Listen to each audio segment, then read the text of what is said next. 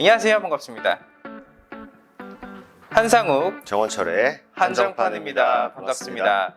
이제 한 주를 시작하는 일요일입니다. 그렇죠? 네. 일요일이다 보니까 또 주말 동안 있었던 이슈거리를 좀 정리를 해드리고 다음 주에 관심 있게 봐야 되는 관심 재료 그리고 관심 종목까지 총괄적으로 한번 정리를 해드리도록 하겠습니다. 구독과 좋아요 한번씩 해주시고요. 바로 한번 시작을 해보도록 하겠습니다. 역시 주말 동안 나와줬었던 이슈 하면 러시아 우크라이나이지 않겠습니까?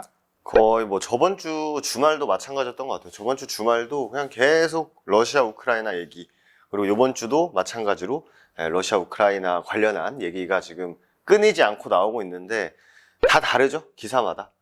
저번 주에는 실제로 평일에 미사일을 쐈다라는 자극적인 제목으로 딱 나오면서 증시가 진짜 그냥 급락해버렸죠. 목요일이었죠. 네네, 맞습니다. 그냥 한 12시를 기점으로 그냥 폭포수가 쏟아졌는데, 그것도 이렇게 전면전보다는 그냥 우크라이나 지역에 있는 거기를 우크라이나 가라고. 이거 우리 땅인데 너네들 왜 여기 와 있냐?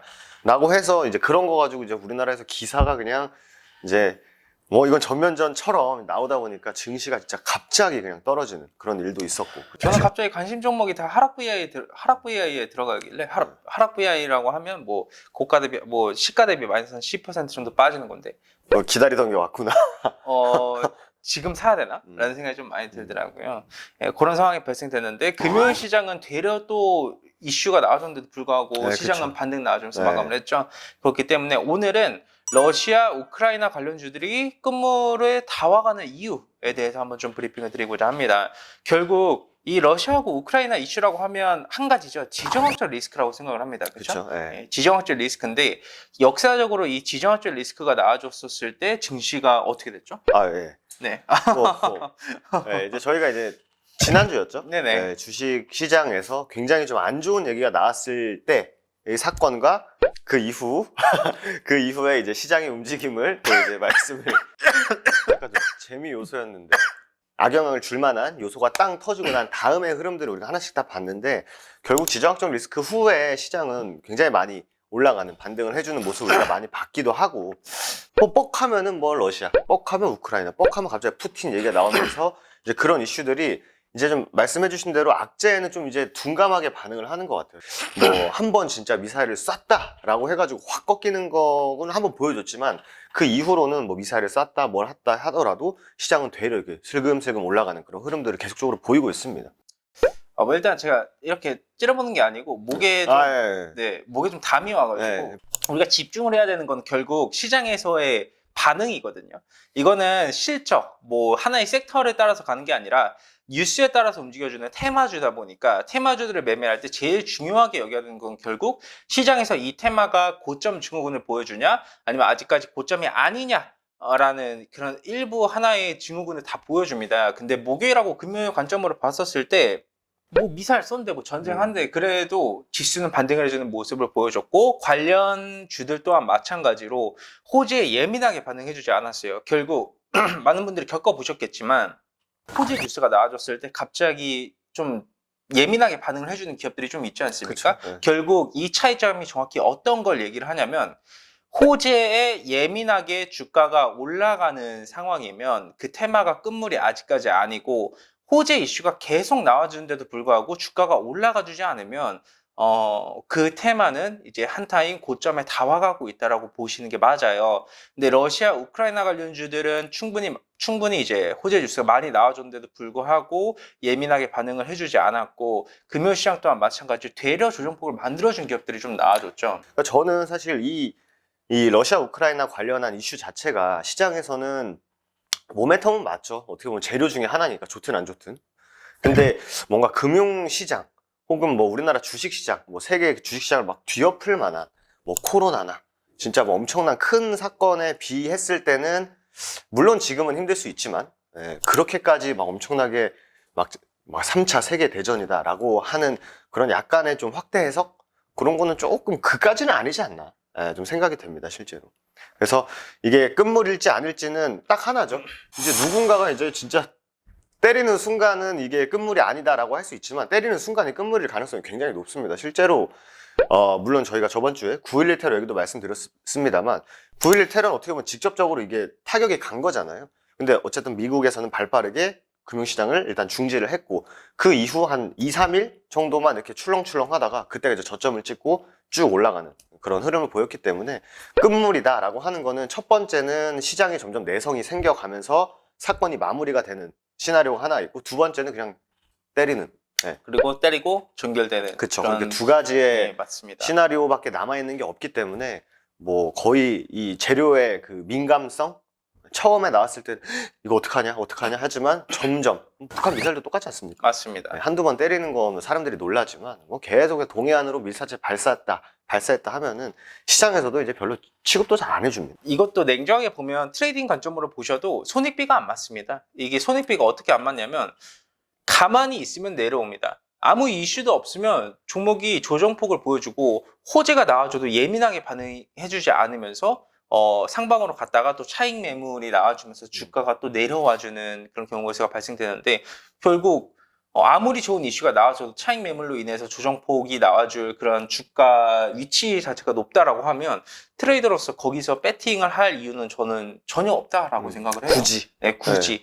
왜 그러냐면 지금이 상대적으로 이제 좀 덜 예민하게 반응해주는 시점이라고 한다면 충분히 저가 매수에 들어가는 갭들이 정말 많죠. 네, 맞아요. 정말 많은 상황인데 굳이 그 리스크를 감안을 하고 고점에서 추격 매수를 하고 고점에서 매매를 한다는 것 자체가 되게 이렇게 뉴스에 너무 자극되어가지고 그쵸. 네, 매매를 하는 거지 않을까 그런 그리고 말씀을 좀 드리고 싶습니다.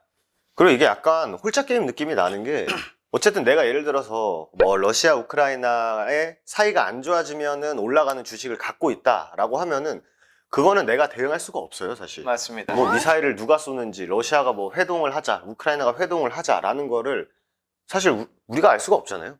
그들만 알 뿐이지.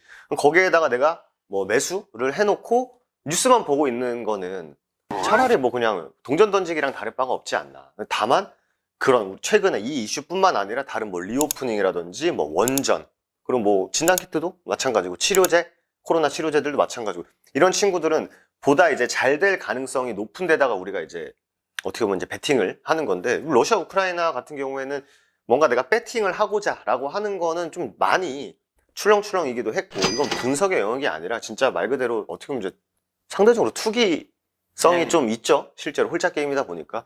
그래서 이런 거에 할 바에는 차라리 지금 이미 뭐 실제로 미국 뭐 특정 몇 주 빼고는 뭐 마스크 다 벗기로 했다. 그럼 리오프닝이라든지 아니면 진단키트는 어쨌든 계속 뭐 쓰여질 것이고 실제로 뭐 주말에 뉴스 나온 거 보니까 뭐 빌 게이츠가 뭐 또 다른 뭐 천연두 뭐 이런 뭐 가능성 얘기도 또 나오는 것 같아요. 그러면은 또 전염병 이런 것도 충분히 뿐만 아니라 다른 것들도 굉장히 많기 때문에 지금은 러시아 우크라이나 관련주만 시장에서 움직이는 게 아닌 상황이잖아요, 사실. 그렇기 때문에 여기에 너무 집중하는 것보다는 이거는 그냥 시장에 영향을 주는 요인 중에 하나 하지만 언젠가 해소될 수밖에 없는 요소다라고 보는 게 맞지 않나 생각이 됩니다.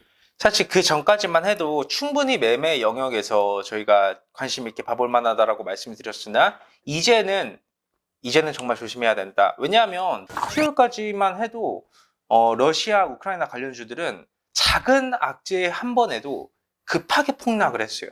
하루에 마이너스 18%씩 빠지고 하루에 마이너스 20%씩 빠지고 그러면서 이게 말이 안 되지 않습니까? 그렇죠. 주가의 등락폭 자체가 하루에 20% 올라갔다가 그 다음날 18% 빠진다는 것 자체가 지금 상황에서는 상당히 좀 투기적인 영역에 들어가줬기 때문에 종목들도 다 그렇게 반응을 해주고 있다라고 보시는 게 맞고요. 극단적인 수익 안에는 극단적인 손실이 같이 병행될 수밖에 없습니다. 한정판을 시청을 해주시는 모든 분들께서도 당연히 뭐 내가 수익을 내면 다 장땡이긴 하지만 그럼에도 불구하고 조금 더 투기보다는 투자의 관점에서 혹은 그런 매매가 아니어도 수익을 낼 수 있을 만한 섹터와 종목군들 그리고 테마군들은 많기 때문에 어느 정도 고점의 끝물의 증후군을 보여주는 테마는 좀 조심스럽게 보시는 게 맞다라는 말씀 다시 한번 더 좀 강조해서 드리도록 하겠습니다. 이게 월요일에 당연히 다 올라갈 수도 있겠죠. 주말간 그렇죠, 이슈가 사실 엄청 많이 나와줬는데도 불구하고 이렇게 사실 저희가 영상을 찍는 게 저희 얼굴에 침 뱉길 수 있어요. 맞아요. 저희 얼굴에 침 뱉길 수 있지만 이런 걸 미리 말씀을 드려야지 그래도 영상을 시청해 주시는 모든 분들께서 경각심을 가지실 수 있으시고 경각심을 가지셔야지 수익도 좋지만 큰 손실을 막을 수 있다. 언제나 그랬듯이 손실이 나지 않으면 수익이 납니다. 주식시장은 손실 아니면 수익이지 않습니까? 두 가지밖에 없고, 그리고 사실 이 얘기가, 이 주제가 뭐 경찰 분들이 이제 막 살인자 잡는다라고 할 때 보면은 결국 이 살인자가 누구였을까를 보면은 첫 번째, 이 살인을 통해서 득이 되는 사람을 딱 찾는다고 해요. 그럼 이것도 러시아 우크라이나 전쟁 이슈도 러시아랑 우크라이나는 직접적인 이해관계자들이잖아요. 둘이 싸우는 거니까. 근데 이 외에 자꾸 떠드는 사람들이 한둘씩 나오기 시작을 합니다. 맞습니다. 네, 뭐 어차피 뭐 한국이니까 편하게. 저는 개인적인 생각이지만 바이든 아저씨가 왜 자꾸 여기야, 물론 뭐 세계의 경찰을 자처하는 미국이지만 왜 자꾸 여기다 숟가락을 얹어가지고 우크라이나도 안 싸우고 싶어 하고 푸틴도 그냥 잘 얘기해서 하려고 하는데 외교적인 것도 할 수 있다 이러 하는데, 그런 얘기가 끝나면 바이든 아저씨가 한마디씩 하죠. 저놈들 칠 수 있다, 저놈들 또 뒤통수 칠 수 있다, 이런 얘기를 하면서 계속 이제 불안 심리를 자극을 하는데, 그게 이제 본인한테 득이 되는 행동일 것 같아요. 지금 뭐 제가 미국에 살진 않지만 지지율도 그렇게 좋은 상황도 아니다 하고, 미국 상황도 뭐 예전만큼 그렇게 좋은 상황이 아니다 보니까 또 이렇게 시선을 또 밖으로 돌리는데 또 좋은 또 전략이잖아요, 사실. 그래서 이제 바이든 아저씨가 좀 조용히 계시면 이 둘도 알아서 뭐 이해관계가 설켜서 내가 이 정도는 내주고 내가 이 정도를 취하면서 마무리될 수도 있어요. 누가 전쟁을 좋아하겠습니까, 사실. 바이든 대통령이 계속 언급을 하는 것 자체가 냉정하게 말씀드리면 지금 상황에서는 안 좋아요. 벌써 내성이 생겨버리기 시작을 했거든요.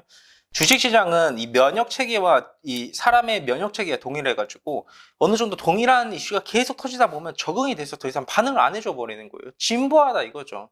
저희가 이제 관련주들을 이렇게 정리해 드리는데, 사실 이 관련주는 뭐 최근에 시장에 참여하시는 분들은 그냥 모를 수가 없다고 봐요. 그래서 맞습니다. 충분히 가볍게 얘기를 해도 그랬어? 저게 저거 관련주였어? 라고 하시는 분들은 많지 않을 것 같아서 간략하게 또 정리를 하면은, 천연가스는 뭐 GSE 대성에너지, 석유는 뭐 한국석유, 뭐 홍구석유, 뭐 식량난, 뭐 옥수수 막 이런 것들도 또 이제 가격이 올라간다 라고 하면은, 미래생명자원, 뭐 팜스토리 이런 데 볼 수 있고, 요즘 원자재 관련주들도 상당히 많이 부각을 받고 있죠. 네네, 그쵸. 그러니까 뭐 곡창지대여서 뭐 물론 뭐 식량난이라든지 아니면 뭐 옥수수, 밀 이런 가격이 엄청나게 올라간다도 있지만, 뭐 식량의 수급이 좀 원활하지 않을 수 있다 해서 인플레이션이랑 이제 얹혀져가지고 이제 식량 관련주들이 또 반응을 했고, 그리고 이제 북한이 미사일 쏠 때마다 반응하는 종목들은 그냥 어느 국가에서 미사일을 쏴도 다 반응을 하니까. 그래서 첫 번째는, 그렇죠. 첫 번째는 빅텍, 두 번째는 한일단조. 이렇게 또 보시면 되지 않을까 생각이 됩니다.